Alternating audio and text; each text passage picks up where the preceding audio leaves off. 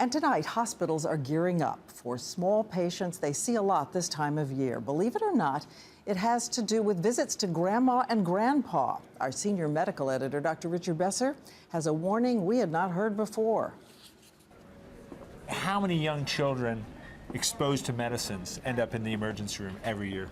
That number is probably about 100,000 each year end up in an emergency department like this. Really?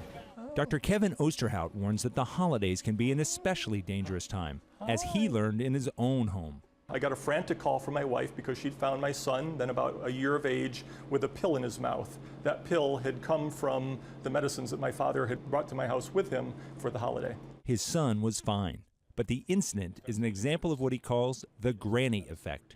There have been some studies that suggest that as many as 10 to 20% of children's exposures to medicines may actually be exposures to their grandparents' medicines. Part of the problem? The pill organizers that many seniors and travelers use.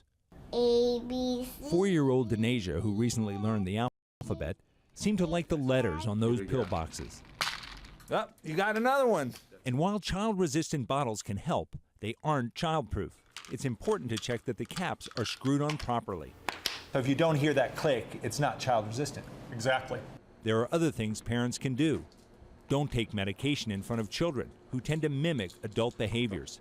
And don't let children know where medicines are stored. We need to keep medicine out of reach, out of sight, and out of mind. So if children don't know that they're in the cabinet in the first place, then they're out of mind.